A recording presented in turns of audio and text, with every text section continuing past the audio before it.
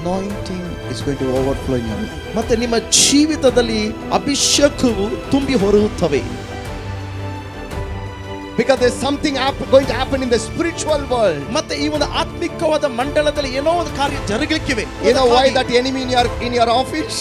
ಯಾಕೆ ನಿನ್ನ ಆಫೀಸ್ ಅಲ್ಲಿ ಆ ಒಂದು ಶತ್ರು? You know why that enemy is in your street? ಯಾಕೆ ಆ ನಿಮ್ಮ ಬೀದಿಯಲ್ಲಿ ಆ ಶತ್ರು ಇದ್ದಾನೆ? You know why those enemies are still alive? ಯಾಕೆ ನಿಮ್ಮ ಶತ್ರುಗಳು ಇನ್ನು ಜೀವಂತವಾಗಿದ್ದಾರೆ? Because God has kept them alive. ದೇವರು ಅವರನ್ನ ಜೀವಂತವಾಗಿ ಇಟ್ಟಿದ್ದಾರೆ. To see you lifted up. Fresh oil is going to come upon you. ಹೊಸ ನೂತನದ ತೈಲ ನಿಮ್ಮ ಮೇಲೆ. I challenge you, this is not the old oil. ನಾನು ನಿಮಗೆ ಸವಾಲು ಹೇಳ್ತಿದ್ದೆ ಹಳೆಯ ತೈಲ ಅಲ್ಲ. This is not the anointing what you received 5 years back. 5 ವರ್ಷದ ಹಿಂದೆ ಹೊಂದಿಕೊಂಡಿದ್ದ ಅಭಿಷೇಕ ಇದಲ್ಲ. No, this is not the anointing what you received 10 years back. 10 ವರ್ಷದ ಹಿಂದೆ ಹೊಂದಿಕೊಂಡಿದ್ದ ಅದೇ ಅಭಿಷೇಕ ಅಲ್ಲ. This is the fresh oil. ಇದು ಹೊಸ ತೈಲ. Blessings are going to overflow in my life. ನನ್ನ ಜೀವಿತದಲ್ಲಿ ಆಶೀರ್ವಾದಗಳು ತುಂಬಿ ಹೊರಸುತ್ತವೆ. Are you ready to hear the message for 2025? 2025ನೇ ಸಂದೇಶ ಕೇಳೋದಕ್ಕೆ ಸಿದ್ಧರಾಗಿದ್ದೀರಾ? I am so excited. ನಾನು ಬಹಳ ಉತ್ಸುಕನಾಗಿದ್ದೇನೆ. You know, I heard from the Lord. ನಾನು ದೇವರಿಂದ ನಾನು ಇದು ಕೇಳಿದ್ದೇನೆ. So whatever I heard from the Lord, I wrote in 2 books. I brought it to ನಾನು ಯಾವುದೆಲ್ಲ ದೇವರಿಂದ ನಾನು ಕೇಳಿದ್ದೇನೋ ಕೇಳಲ್ಪಟ್ಟಿದ್ದೇನೋ ಅದೆಲ್ಲವೂ ನನ್ನ ಪುಸ್ತಕದಲ್ಲಿ ಬರೆದಿ ಬಂದಿದ್ದೇನೆ. And I know God is going to keep His words. ನನಗೆ ಗೊತ್ತು ಕರ್ತನು ತನ್ನ ವಾಕ್ಯವನ್ನ ನೆರವೇರಿಸುತ್ತಾನೆ. Say amen. Amen. So 2025. 2025. Let me say it. It's a year of overflow. ಅದು ತುಂಬಿ ಹೊರೆಯುವಂತ ವರ್ಷವಾಗಿರುತ್ತವೆ. 2025 is year of overflow. ನೋಡಿ 2025ನೇ ಇಸುವಿ ತುಂಬಿ ಹೊರುವ ಹಾಗೆ ಇರುವಂತ ಒಂದು ಇಸುವಿ.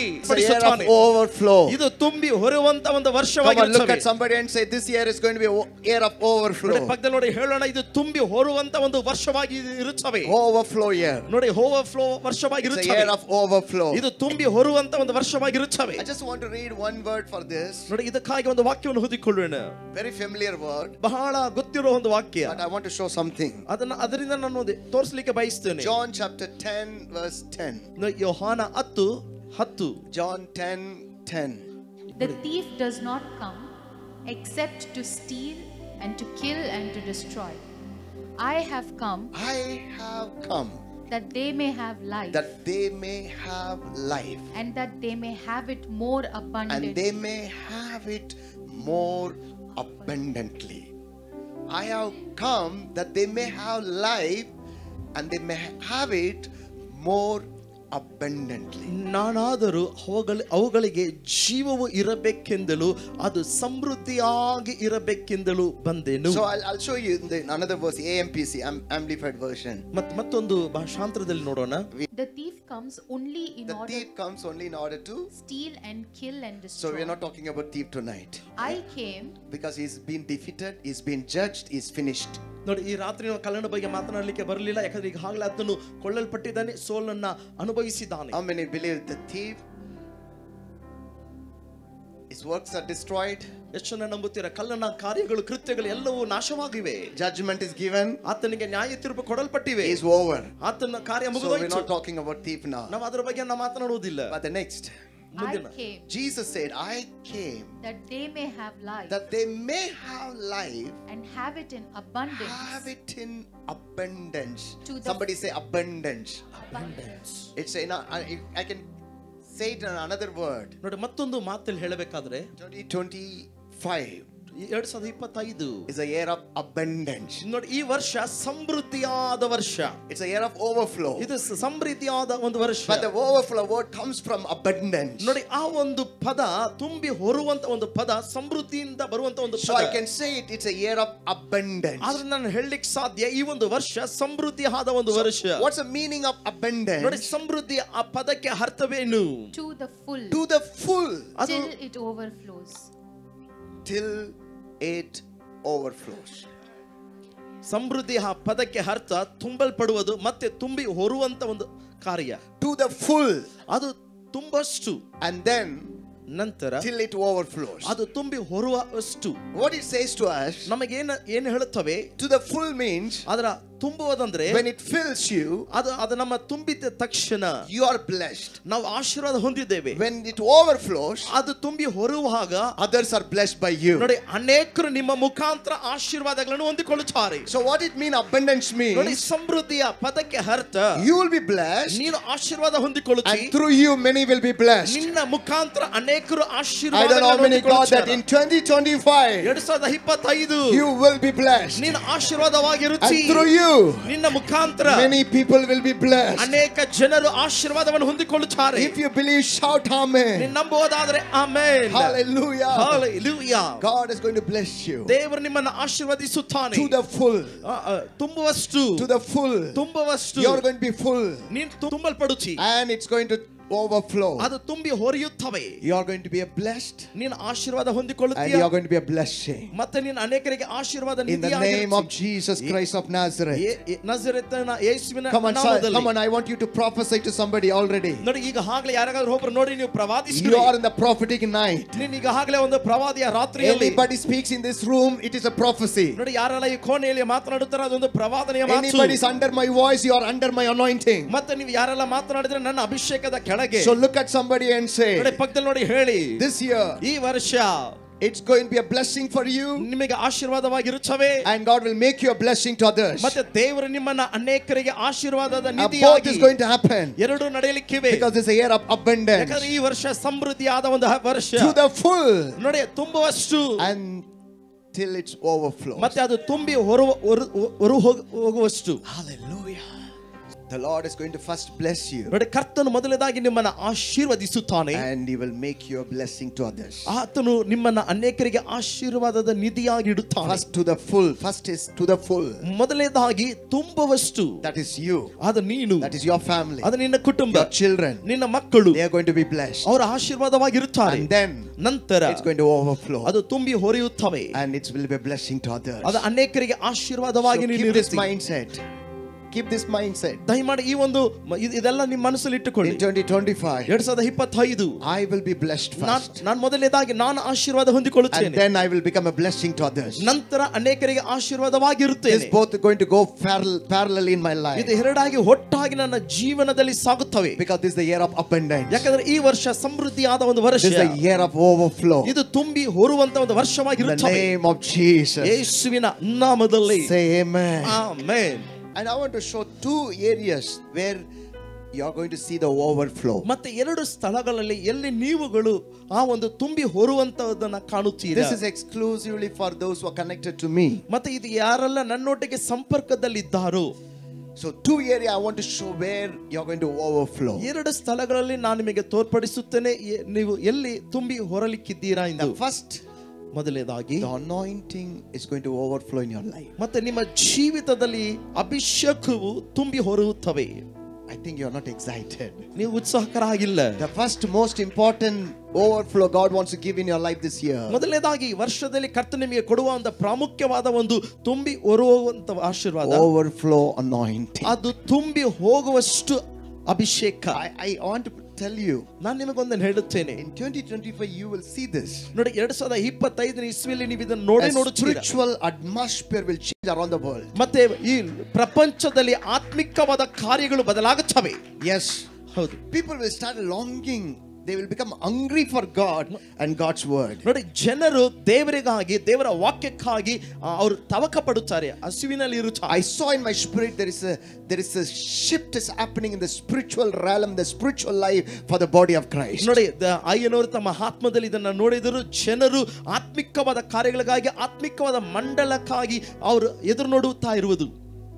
And this year the spiritually children of God is going to be so much blessed. ನೋಡಿ ಆದ್ರೆ ಈ ವರ್ಷ ದೇವರ ಮಕ್ಕಳು ಆತ್ಮಿಕವಾಗಿ ಹೆಚ್ಚಾಗಿ ಆಶೀರ್ವಾದವನ್ನು ಹೊಂದಿಕೊಳ್ಳುತ್ತಾರೆ. You will experience it. ನೀವು ಇದನ್ನು ಅನುಭವಿಸುತ್ತೀರಾ. You will be compelled to pray more. ನೀವು ಇನ್ನು ಹೆಚ್ಚಾಗಿ ಪ್ರಾರ್ಥಿಸುವಂತ ಒತ್ತಡದಲ್ಲಿ You will start loving Jesus more than anything else. ಎಲ್ಲದಕ್ಕಿಂತ ಹೆಚ್ಚಾಗಿ ಪ್ರೀತಿಸುತ್ತೀರಾ ಯೇಸುವನ್ನು. You are going to fast more than any other year that you fasted in your life. ಇದುವರೆಗೂ ಮಾಡದಿರುವ ಉಪವಾಸ ಈ ವರ್ಷದಲ್ಲಿ ನೀವು ಮಾಡುತ್ತೀರಾ. Because there's something going to happen in the spiritual world. ಮತ್ತೆ ಈ ಈ ಒಂದು ಆತ್ಮಿಕವಾದ ಮಂಡಲದಲ್ಲಿ ಏನೋ ಒಂದು ಕಾರ್ಯ ಜರುಗಲಿಕ್ಕಿವೆ. Because the anointing is going to overflow in your life. ಯಾಕಂದ್ರೆ ನಿಮ್ಮ ಜೀವಿತದಲ್ಲಿ ಅಭಿಷೇಕವು ತುಂಬಿ ಹೊರಡುತ್ತವೆ. Come on, somebody say, this is the year of anointing overflow. ಮತ್ತೆ ಯಾರಾದ್ರೂ ಹೇಳಿ, ಈ ವರ್ಷ ಅಭಿಷೇಕ ತುಂಬಿ ಹೊರುವಂತ The anointing is going to overflow in your life. ನಿಮ್ಮ ಜೀವಿತದಲ್ಲಿ ಅಭಿಷೇಕವು ತುಂಬಿ ಹೊರಡುತ್ತವೆ. In the name of Jesus. ಯೇಸುವಿನ ನಾಮದಲ್ಲಿ The anointing will overflow. ಅಭಿಷೇಕ ತುಂಬಿ ಹೊರಡುತ್ತವೆ. Okay, let's read Psalm 23 verse 5. ನೋಡಿ,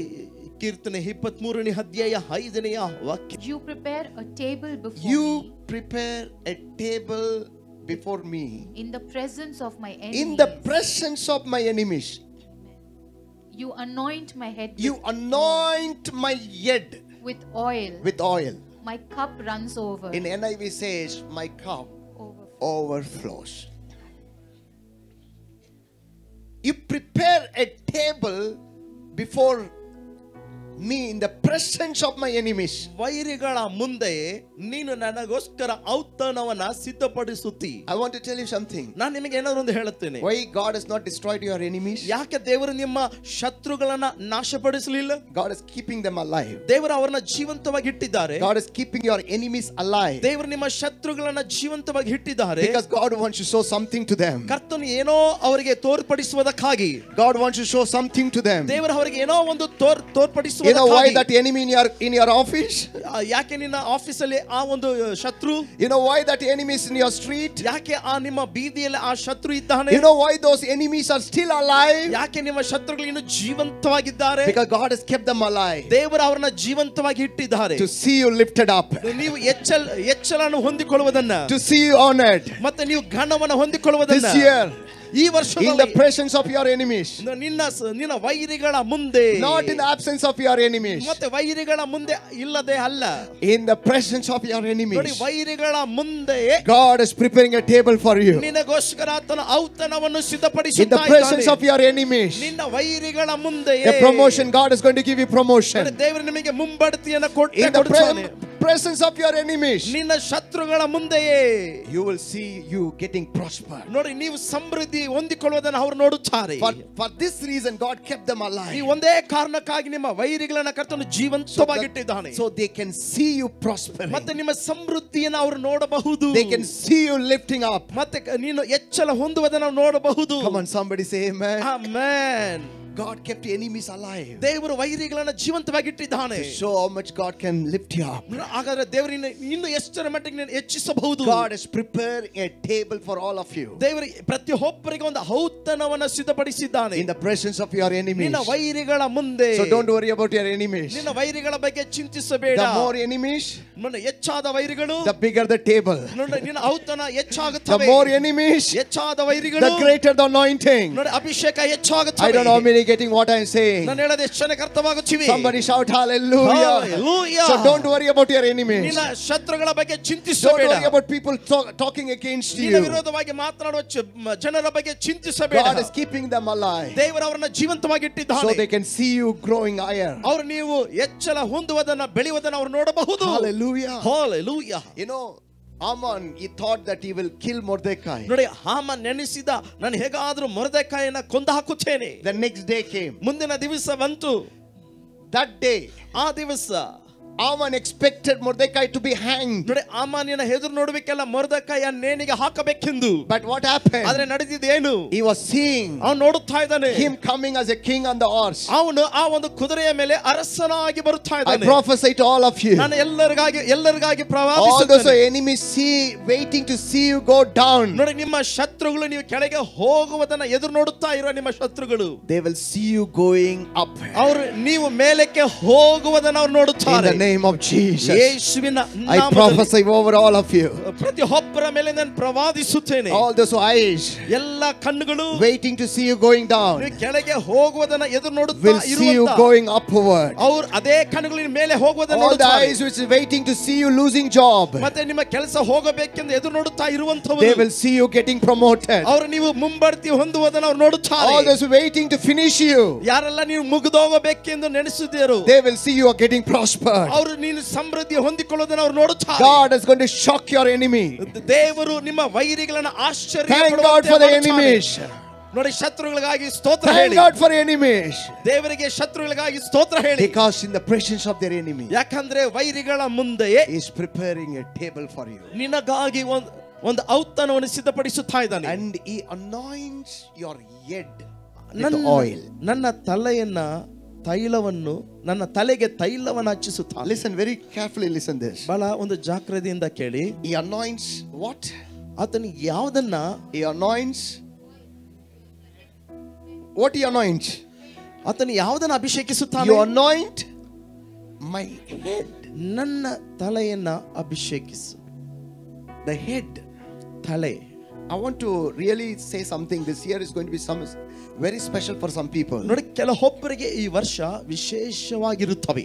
Wherever you read about anointing in the Bible, ನೋಡಿ ಪರಿಶುದ್ಧ ಗ್ರಂಥದಲ್ಲಿ ಅಭಿಷೇಕದ ಬಗ್ಗೆ ಎಲ್ಲೆಲ್ಲ ನಾವು ಓದಿದ್ರು ಸಹ always it's talking about pouring the oil or pouring the anointing. It's on the head. ನೋಡಿ ಆ ಎಲ್ಲಾ ಸ್ಥಳಗಳಲ್ಲಿ ಎಣ್ಣೆಯನ್ನ ತಲೆಯ ಮೇಲೆ ಸುರಿಯ ಮಾಡೋದ್ರ ಬಗ್ಗೆ ನಾವು ನೋಡಬಹುದು. And it flows from the head. ಅದು ತಲೆಯಿಂದ ಸುರಿಯಲ್ಪಡುತ್ತವೆ. Jesus Christ is the head of church. ನೋಡಿ ಯೇಸು ಕ್ರಿಸ್ತನು ಸಭೆಗೆ ತಲೆಯಾಗಿದ್ದಾನೆ. And the anointing is going to flow from Him to the church. Yes. ತಲೆಯಾಗಿರುವ ಯೇಸು ಕ್ರಿಸ್ತನ ಮುಖಾಂತರ ಸಭೆಯ ಮೇಲೆ ಅಭಿಷೇಕವು ಸುರಿಸಲ್ಪಡುತ್ತವೆ. At the same time, ಅದೇ ಸಂದರ್ಭದಲ್ಲಿ the man, the husband, the man is the head of wife and the family. ಅದೇ ಸಂದರ್ಭದಲ್ಲಿ ಕುಟುಂಬಕ್ಕೆ ಮನೆಗೆ ಯಜಮಾನನು ಮನೆಯ ಯಜಮಾನ. So God wants to anoint the head. ನೋಡಿ ಮೊದಲನೇದಾಗಿ ಕರ್ತನು ತಲೆಯನ್ನ ಅಭಿಷೇಕಿಸಲಿಕ್ಕೆ ಎದುರು ನೋಡುತ್ತಾ ಇದ್ದಾನೆ. This year, ಈ ವರ್ಷ men get ready. All the men get ready. ಎಲ್ಲ ಪುರುಷರೇ ಸಿದ್ಧರಾಗಿರಿ. 2025 is a very special year for all the men. ನೋಡಿ ಎಲ್ಲ ಪುರುಷರಿಗೆ ವಿಶೇಷವಾದ ವರ್ಷವಾಗಿರಲಿ. Because the oil is going to come upon the head. ಯಾಕಂದ್ರೆ ಆ ಒಂದು ಎಣ್ಣೆಯು ನಾಯಕನ ಮೇಲೆ ಸುರಿಯಲ್ಪಡುತ್ತವೆ. Anointing should flow from the head to the body. ನೋಡಿ ಅಭಿಷೇಕವು ಮೊದಲನೇದಾಗಿ ತಲೆಯಿಂದ ಶರೀರಕ್ಕೆ ಹಾದು ಹೋಗಬೇಕು. It has to flow from the husband to wife and to children and the grandchildren and the great grandchildren. ಅಭಿಷೇಕವು ಮೊದಲನೇದಾಗಿ ಮನೆಯ ಯಜಮಾನ, ನಂತರ ಹೆಂಡತಿ, ಮಕ್ಕಳು ಮತ್ತೆ ಮೊಮ್ಮಕ್ಕಳಿಗೆ ಹಾದು ಹೋಗಬೇಕು. It is the God's principle. ಅದೇ ಒಂದು ದೇವರ ಒಂದು ತತ್ವವಾಗಿದೆ. So many houses is other way around. ನೋಡಿ ಅನೇಕ ಮನೆಗಳಲ್ಲಿ ಬೇರೆ ರೀತಿ ಆಗಿದೆ. Anointing is flowing from wife to husband. ಆದ್ರೆ ಕೆಲವೊಂದು ಮನೆಗಳಲ್ಲಿ ಹೆಂಡತಿಯಿಂದ ಗಂಡನಿಗೆ ಅಭಿಷೇಕ ಹೋಗುತ್ತದೆ. But this year something going to happen for all the men. ಆದ್ರೆ ಈ ವರ್ಷ ಎಲ್ಲ ಗಂಡಸರಿಗೆ ವ್ಯತ್ಯಾಸವಾಗಿ oil is going to come upon your head. ನೋಡಿ ಆ ಒಂದು ತೈಲವು ನಿನ್ನ ತಲೆಯ ಮೇಲೆ ಬರುತ್ತದೆ. Your house is going to be set right. ನಿನ್ನ ಮನೆಯು ಅದು ಸರಿಪಡಿಸಲಿಕ್ಕಿವೆ. Your family is going to be established. ಮತ್ತೆ ನಿನ್ನ ಕುಟುಂಬವು ಸಮೃದ್ಧಿ ಆಗುತ್ತದೆ. You are going to take a responsibility as a priest, as a king for your family. ನೀನು ನಿನ್ನ ಕುಟುಂಬಕ್ಕೆ ಯಾಜಕನಾಗಿ ಮತ್ತೆ ಒಂದು ತಲೆಯಾಗಿ ಜವಾಬ್ದಾರಿಯನ್ನು ತೆಗೆದುಕೊಳ್ಳುತ್ತಿ. I don't know how many are hearing what I'm saying. ನಾನು ಹೇಳೋದು ಎಷ್ಟು ಜನಕ್ಕೆ ಅರ್ಥವಾಗುತ್ತಿವೆ.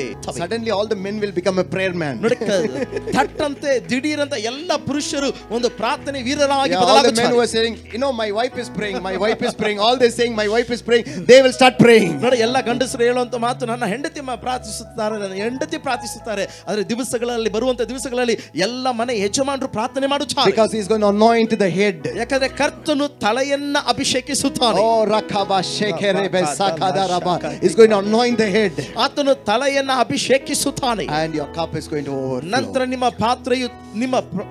ಪಾತ್ರೆಯು ತುಂಬಿ ಹೊರಸುತ್ತದೆ. Say my cup will overflow. ಎಲ್ಲರೂ ಹೇಳಿ ನನ್ನ ಪಾತ್ರೆಯು ತುಂಬಿ ಹೊರಸುತ್ತದೆ.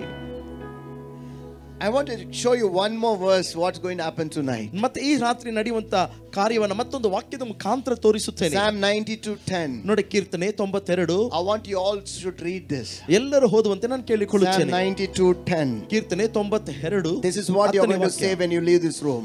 ಈ ಒಂದು ಕೊಠಡಿ ಬಿಡೋದಕ್ಕೆ ಮುಂಚಿತವಾಗಿ ಇದನ್ನು ನೀವು ಹೇಳಲೇಬೇಕು. This will be your testimony. ಇದು ನಿಮ್ಮ ಸಾಕ್ಷಿಯಾಗಿ ಬದಲಾಗುತ್ತದೆ. I don't know how many saw that word. ಎಷ್ಟು ಜನ ಈ ವಾಕ್ಯವನ್ನು ಗಮನಿಸಿದ್ದೀರಾ? When you leave this room, this is how you are going to say. ನೋಡಿ ಈ ಕೊಠಡಿಯನ್ನು ಬಿಡುವಾಗ ಇದೇ ಕಾರ್ಯ ನಡೆಯುತ್ತದೆ. What you are going to say? ನೀವೇನು ಹೇಳ್ತೀರಾ? But my horn you have exalted like a wild ox. I have been anointed with fresh oil. Amen. This will be our testimony tonight. ಇದೇ ನಿಮ್ಮ ಈ ರಾತ್ರಿಯ ಸಾಕ್ಷಿ When you ಇರಲಿಕ್ಕೆ leave this room, ನೀವು ಈ ಒಂದು ಕೋಣೆಯನ್ನು ಬಿಡುವಾಗ you're going to say, ನೀವೊಂದು ಹೇಳ್ತೀರಾ, I have been anointed with fresh oil. ನಾನೊಂದು ಚೈತನ್ಯದ ತೈಲದಿಂದ ನಾನು ಅಭಿಷೇಕ Tonight God is going to anoint you with a fresh oil. ಈ ರಾತ್ರಿ ಕರ್ತನು ನಿನ್ನನ್ನು ಒಂದು ಹೊಸ ತೈಲದಿಂದ Not ಅಭಿಷೇಕಿಸುತ್ತಾನೆ. the oil that he anointed in 2024. 2024ನೇ ತೈಲದಲ್ಲಿ ಅಲ್ಲ, Not the oil that he given you 2023. ಮತ್ತೆ 2023ನೇ ಆ ಒಂದು ತೈಲದಲ್ಲಿ ಅಲ್ಲ. He's going to give you fresh oil. ಆತನು ಹೊಸ ತೈಲವನ್ನು ಕೊಡ್ಲಿಕ್ಕಿದ್ದಾನೆ. For 2025 there is going to be a fresh oil anointing upon your life. 2025ನೇ ಇಸ್ಮೇಲೆ ನಿಮ್ಮ ಜೀವಿತದ ಮೇಲೆ ಒಂದು ಚೈತನ್ಯದ ತೈಲವನ್ನು ಕರ್ತನು ಕೊಡ್ಲಿಕ್ಕಿದ್ದಾನೆ. This is the fresh oil. ಇದೊಂದು ಹೊಸ ನೂತನದ ತೈಲ. I want somebody get excitement. Somebody get excited and somebody give Jesus a crazy praise. ಯಾರಾದರೂ ಉತ್ಸಾಹದಿಂದ ಕರ್ತನಿಗೆ ಸ್ತೋತ್ರ ಮಹಿಮೆ ಎಂದು ನಾವು ಸಮರ್ಪಿಸೋಣ. A fresh oil. ನೋಡಿ, ಒಂದು ಹೊಸ ಚೈತನ್ಯದ I ತೈಲ. have been anointed with a fresh oil. ನಾನು ಒಂದು ಹೊಸ ಚೈತನ್ಯದ ತೈಲದಿಂದ ಅಭಿಷೇಕಿಸಿದ್ದೇನೆ. Hallelujah. Hallelujah. In few minutes from now, ಇನ್ನು ಕೆಲವೊಂದು ನಿಮಿಷಗಳಲ್ಲಿ a fresh oil is going to come upon ಒಂದು you. ಹೊಸ ನೂತನದ ತೈಲ ನಿಮ್ಮ I ಮೇಲೆ. challenge you, this is not the old oil. ನಾನು ನಿಮಗೆ ಸವಾಲು ಹೇಳ್ತಿದ್ದ ಹಳೆಯ ತೈಲ ಅಲ್ಲ. This is not the anointing what you received 5 years back. 5 ವರ್ಷದ ಹಿಂದೆ ಹೊಂದಿಕೊಂಡಿದ್ದ ಅಭಿಷೇಕ ಇದಲ್ಲ. No. This is not the anointing what you received 10 years back. 10 ವರ್ಷದ ಹಿಂದೆ ಹೊಂದಿಕೊಂಡಿದ್ದ ಅದೇ ಅಭಿಷೇಕ ಅಲ್ಲ. This is the fresh oil. ಇದು ಹೊಸ ತೈಲ. This is the fresh anointing. ಇದು ಹೊಸ ಅಭಿಷೇಕ. This anointing for this year. ಈ ಅಭಿಷೇಕ ಈ ಒಂದು This ವರ್ಷಕ್ಕಾಗಿ. anointing for the next year. ಈ ವರ್ಷ ಮುಂದಿನ ವರ್ಷಕ್ಕಾಗಿ. ಈ ಅಭಿಷೇಕ ಮುಂದಿನ ವರ್ಷಕ್ಕಾಗಿ. This anointing for the next 10 years. ಈ ಅಭಿಷೇಕ ಮುಂದಿನ 10 ವರ್ಷಕ್ಕಾಗಿ. Thank you, Jesus. ವಂದನೆ ಯೇಸು ಸ್ವಾಮಿ. Hallelujah. Hallelujah. I have been anointed with a fresh oil. ನಾನು ಹೊಸ ಅಭಿಷೇಕ ಹೊಸ ತೈಲದಿಂದ Come on, say ಅಭಿಷೇಕಿಸುತ್ತಾ it. Open your ಇದ್ದೇನೆ. mouth and say, I've been anointed with a fresh oil. ನಮ್ಮ ಬಾಯಿಗಳನ್ನು ತೆರೆದು ಹೇಳೋಣ, ಹೊಸ ತೈಲದಿಂದ ನಾನು And this will ಅಭಿಷೇಕಿಸುತ್ತಾ be my ಇದ್ದೇನೆ. testimony tonight. ಈ ರಾತ್ರಿ ಈ ಸಾಕ್ಷಿ ನನಗಾಗಿ When I ಇರಲಿಕ್ಕೆ leave this room, ನಾನು ಈ ಒಂದು ಕೊಠಡಿಯನ್ನು ಬಿಡುವಾಗ I'm going to sing unto the Lord. ನಾನು ದೇವರಿಂದ I'm ಹೊಂದಿಕೊಳ್ಳುತ್ತೇನೆ. going to say, I have been anointed with a fresh oil. ನಾನು ಈ ರೀತಿಯಾಗಿ ಹೇಳಲಿಕ್ಕಿದ್ದೇನೆ, ನಾನು ದೇವರಿಂದ ಹೊಸ ತೈಲದ ಅಭಿಷೇಕವನ್ನು ಹೊಂದಿಕೊಂಡಿದ್ದೇನೆ. A fresh encounter is coming tonight. ಒಂದು ಹೊಸ ಸಂಧಿಸುವಿಕೆ A ರಾತ್ರಿ fresh anointing is coming tonight. ಹೊಸ ಅಭಿಷೇಕ ಈ ರಾತ್ರಿ A ಬರಲಿಕ್ಕಿವೆ. fresh grace is coming tonight. ಒಂದು ಹೊಸ ಕೃಪೆ ಬರಲಿಕ್ಕಿವೆ. A new strength is coming ಒಂದು tonight. ಹೊಸ ಬಲ I see ಬರಲಿಕ್ಕಿವೆ. the fire is already falling in this room. ಈಗ ಆಗಲೇ ಬೆಂಕಿ ಬೀಳುತ್ತಿವೆ. Okay, number 2. ಎರಡನೇದಾಗಿ There's one more area is going to overflow in your life. ಮತ್ತೊಂದು ಸ್ಥಳದಲ್ಲಿ ಕರ್ತನು ನಮ್ಮನ್ನು ತುಂಬಿ ಹೊರಸೂಸುವಂತೆ ಮಾಡುತ್ತಾನೆ. The blessings is going to overflow. ಆಶೀರ್ವಾದಗಳು ತುಂಬಿ ಹೊರಸುವಂತೆ ಮಾಡುತ್ತಾನೆ. Blessings are going to overflow. ಆಶೀರ್ವಾದಗಳು ತುಂಬಿ ಹೊರಸುತ್ತವೆ. Malachi chapter 3 verse 10. ನೋಡಿ, ಮಲಾಕ್ಯ 3ನೇ ಅಧ್ಯಾಯ 10ನೇ ವಾಕ್ಯ. Bring all the tithes into the storehouse, that there may be food there may be food in my house. And try me now in this, says the Lord of hosts, yes, if I will not open for you the windows of heaven and pour out for you such blessings that there will be not enough room to receive it. The Lord is telling, ನೋಡಿ, ಕರ್ತನು ಹೇಳುತ್ತಾನೆ, will I not pour out such a blessing that you will have no room to receive it? ನೋಡಿ, ನಿಮ್ಮಲ್ಲಿ ಸ್ಥಳ ಹಿಡಿಯಲಾರದಷ್ಟು ನಾನು ಸ್ವರವನ್ನು ಸುರಿಯ ಮಾಡುತ್ತೇನೆ. That's mean what? You have no room to receive it. That's mean what? It's going to overflow. ಈ ಒಂದು ವಾಕ್ಯದ ಅರ್ಥ ಏನು? The Lord is going to give such blessings. ಕರ್ತನು ಅಂತ ಆಶೀರ್ವಾದವನ್ನು ಕೊಡಲಿಕ್ಕಿದ್ದಾನೆ. And it's going to overflow in your life. ಅದು ನಿಮ್ಮ ಜೀವಿತದಲ್ಲಿ ತುಂಬಿ ಹೊರಸುವಂತೆ ಮಾಡುತ್ತಾನೆ. This is the year of overflow. ಈ ವರ್ಷ ತುಂಬಿ ಹೊರಸುವಂತ ವರ್ಷ. Anointing is going to overflow. ಅಭಿಷೇಕ ತುಂಬಿ ಹೊರಸುತ್ತವೆ. And the blessing of God is going to overflow in your life. ಮತ್ತೆ ಕರ್ತನ ಅಭಿಷೇಕ, ಕರ್ತನ ಆಶೀರ್ವಾದ ನಿಮ್ಮ ಜೀವಿತದಲ್ಲಿ ತುಂಬಿ ಹೊರಸುತ್ತವೆ. Blessing of God is going to overflow. ದೇವರ ಆಶೀರ್ವಾದ ನಿಮ್ಮ ಜೀವಿತದಲ್ಲಿ ತುಂಬಿ ಹೊರಸುತ್ತವೆ. Somebody say amen. ಯಾರಾದರೂ ಆಮೆನ್ ಹೇಳಿ. You know, God is a God of overflow. ನಮ್ಮ ದೇವರು ತುಂಬಿ ಹೊರಸುವಂತ ದೇವರಾಗಿದ್ದಾನೆ. He is a God of more than enough. ಆತನು ಎಲ್ಲದಕ್ಕಿಂತ ಆತನು ಸಾಕಾಗಿದ್ದಾನೆ. No, he will not make you say enough. ಆತನು ಸಾಕಂತ ಹೇಳುವ ಹಾಗೆ ಮಾಡುವುದಿಲ್ಲ. He will always make you say, Lord, it's more than enough. ಮತ್ತೆ ಕರ್ತನು ನಮಗೆ ಈ ರೀತಿ ಹೇಳುವಂತೆ ಮಾಡುತ್ತಾನೆ, ದೇವರು ಇದು ಬಹಳ ಹೆಚ್ಚಾಗಿ ಇದೆ. Always He will make a more than enough. ಆತನು ಯಾವಾಗಲೂ ನಮ್ಮನ್ನು ಹೆಚ್ಚಾಗಿ He's a God of more than enough. ಆತನು ನಮ್ಮನ್ನು ಹೆಚ್ಚಾಗಿ ಆಶೀರ್ವದಿಸುವ ದೇವರು. This year you will see the blessings, so much is going to come into your life. You will say there is no room to store it because it is a more than enough. ಈ ವರ್ಷದಲ್ಲಿ ಕರ್ತನು ನಿಮ್ಮನ್ನು ಹೆಚ್ಚಾಗಿ ಆಶೀರ್ವದಿಸುತ್ತಾನೆ. ಆ ಆಶೀರ್ವಾದ ಸ್ಥಳ ಹಿಡಿಯಲಾಗದಷ್ಟು ಕರ್ತನು ನಿಮ್ಮನ್ನು ಆಶೀರ್ವದಿಸುತ್ತಾನೆ. In the Bible we see again and again and again how God always makes more than enough. ಮತ್ತೆ ಸತ್ಯವೇದದಲ್ಲಿ ಪದೇ ಪದೇ ಪದೇ ಕರ್ತನು ಯಾವ ರೀತಿಯಾಗಿ ಸಮೃದ್ಧಿಯಾಗಿ ಹೆಚ್ಚಾಗಿ ಆಶೀರ್ವದಿಸುವುದನ್ನು ಎಲ್ಲಾ ಸಂದರ್ಭಗಳಲ್ಲಿ. When there was a 5 loaves and 2 fish were there, 5 ರೊಟ್ಟಿ 2 ಮೀನು ಇರುವಾಗ, and 5,000 men alone were there, ಬೇರೆ ಅಲ್ಲಿ 5,000 ಪುರುಷರುಗಳು ಇದ್ದರು. God didn't make multiplied for enough. ನೋಡಿ, ಕರ್ತನು ಸಾಕಾಗಷ್ಟು ಆತನು ಅಭಿವೃದ್ಧಿ ಪಡಿಸಲಿಲ್ಲ. He made it more than enough. ಆತನು ಹೆಚ್ಚಾಗಿ ತೆಗೆದುಕೊಳ್ಳುವಂತೆ ಮಾಡಿದನು. Because there was a left over. ಯಾಕಂದ್ರೆ ಅಲ್ಲಿ ಮಿಕ್ಕಿ ಉಳಿದಿತ್ತು. In the name of Jesus, ಯೇಸುವಿನ ನಾಮದಲ್ಲಿ this year, ಈ ವರ್ಷ you will not say I had enough. ನೀವು ನನಗೆ ಸಾಕಷ್ಟು ಇದೆ ಅಂತ ಹೇಳೋದಿಲ್ಲ. You are going to say I have more than enough. ನೀವು ಈ ರೀತಿ ಹೇಳ್ತೀರಾ, ನನಗೆ ಸಾಕಾದಷ್ಟು ನನಗಿದೆ. I have an extra. ನನ್ನಲ್ಲಿ ಹೆಚ್ಚಾಗಿದೆ. That is what it is mean. ಅದೇ ಇದರ ಅರ್ಥ. You are going to have an extra. ನಿಮಗೆ ಎಕ್ಸ್ಟ್ರಾ ಸಿಗುತ್ತದೆ. Left over. ಬಿಟ್ಟು ಮಿಕ್ಕಿ ಹೋಗುವುದು. Left over. ಮಿಕ್ಕಿ ಹೋಗುವುದು. I prophesy over in the name of Jesus. ನಿಮ್ಮ ಮೇಲೆ ಯೇಸುವಿನ ನಾಮದಲ್ಲಿ ಪ್ರವಾದಿಸುತ್ತೇನೆ. You are not going to have enough life. ಮತ್ತೆ ನಿಮ್ಮ ಜೀವಿತದಲ್ಲಿ ಸಾಕೆಂದು ಹೇಳುವಷ್ಟು ಇರೋದಿಲ್ಲ. You are going to have more than enough. ಇನ್ನು ಹೆಚ್ಚಾಗಿ ಸಾಕಷ್ಟು you will have extra. ನಿಮಗೆ ಎಕ್ಸ್ಟ್ರಾ ಇರುವ ಹಾಗೆ. Every time when God does something, He always made it to overflow. ನೋಡಿ, ಕರ್ತನು ಮಾಡುವ ಎಲ್ಲಾ ಸಂದರ್ಭಗಳಲ್ಲಿ ಆತನು ತುಂಬಿ ಒರೆಸುವಂತೆ ಮಾಡುತ್ತಾನೆ. Because He's a God of overflow. ಯಾಕಂದ್ರೆ ಕರ್ತನು ನಮ್ಮ ಆರಾಧಿಸುವ ದೇವರು, ಆತನು ತುಂಬಿ ಒರೆಸುವಂತ ದೇವರು. He's a God of more than enough. ಆತನು ನಮಗೆ ಸಾಕಷ್ಟು ಕೊಡುವಂತ ದೇವರಾಗಿದ್ದಾನೆ. You are going to say this will be your testimony. ಇದು ನಿಮ್ಮ ಸಾಕ್ಷಿಯಾಗಿ ಬದಲಾಗುತ್ತದೆ. 2025 I promise over your life. I prophesy over your life. 2025 ನಿಮ್ಮ ಜೀವನದ ಮೇಲೆ ನಾನು ಪ್ರವಾದಿಸುತ್ತೇನೆ. That when you say, ನೀವು ಈ ರೀತಿ ಹೇಳುವಾಗ, you are going to say, ಈ ರೀತಿಯಾಗಿ ಹೇಳುತ್ತೀರಾ, the Lord has blessed such a way. ಕರ್ತನು ನನ್ನನ್ನು ಈ ರೀತಿಯಾಗಿ ಆಶೀರ್ವದಿಸಿದ್ದಾನೆ. I have no room to store it. ನಾನು ಅದನ್ನ ಶೇಖರಣೆ ಮಾಡಲಿಕ್ಕೆ ನನಗೆ ಸ್ಥಳವಿಲ್ಲ. I have more than enough. ನನಗೆ ಸಾಕಾದಷ್ಟು ಕರ್ತನು ಕೊಟ್ಟಿದ್ದಾನೆ. I want to give it to others. ನಾನು ಅನೇಕರಿಗೆ ಕೊಡಬೇಕು. I want to be blessing to others. ನಾನು ಅನೇಕರಿಗೆ ಆಶೀರ್ವಾದವಾಗಿರಬೇಕು. Because we don't have room to store it. ಯಾಕಂದ್ರೆ ನಾವು ಶೇಖರಣೆ ಮಾಡಲಿಕ್ಕೆ ನಮಗೆ. Can you take this car? ನೀವು ಈ ಕಾರನ್ನು ತೆಗೆದುಕೊಳ್ಳುತ್ತೀರಾ? Because God has given me a new car. ಕರ್ತನು ನನಗೆ ಹೊಸ ಕಾರನ್ನು ಕೊಟ್ಟಿದ್ದಾನೆ. Can you take this dress? ನೀವು ಈ ಬಟ್ಟೆಯನ್ನು ತೆಗೆದುಕೊಳ್ಳುತ್ತೀರಾ? Because there is no place in my cupboard. ಯಾಕಂದ್ರೆ ನನ್ನ ಕಬೋರ್ಡ್ ಅಲ್ಲಿ ಸ್ಥಳವಿಲ್ಲ. God has given me new clothes. ಕರ್ತನು ನನಗೆ ಹೊಸ ಬಟ್ಟೆಗಳನ್ನು He ಕೊಟ್ಟಿದ್ದಾನೆ. is going to bless you with more than enough. ನಮಗೆ ಸಾಕಾದಷ್ಟು ಕರ್ತನು ನಮ್ಮನ್ನು ಆಶೀರ್ವದಿಸಲಿಕ್ಕಿದ್ದಾನೆ. That's what I said. Overflow. The abundance means to the full until it overflows. ನೋಡಿ, ಸಮೃದ್ಧಿ ತುಂಬಿ ಒರೆಸುವುದ ಅರ್ಥ ಏನಂದ್ರೆ ತುಂಬಿ ಮತ್ತೆ ಸಾಕಷ್ಟು ಒರೆಸು ಹೋಗುವಂತೆ ಕರ್ತನು ಮಾಡುತ್ತಾನೆ. Lift your hand and say thank you Jesus. ಕೈಗಳನ್ನು ಮೇಲಕ್ಕೆತ್ತಿ ಹೇಳೋಣ, ವಂದನೆ ಯೇಸು ಸ್ವಾಮಿ. I will have more than enough. ನನಗೆ ಬೇಕಾದಷ್ಟು ನನಗೆ ಕರ್ತನು ಕೊಡುತ್ತಾನೆ. I will not say I have enough. ನಾನು ಈ ರೀತಿಯಾಗಿ ಹೇಳೋದಿಲ್ಲ ನನಗೆ ಸಾಕು ಎಂದು.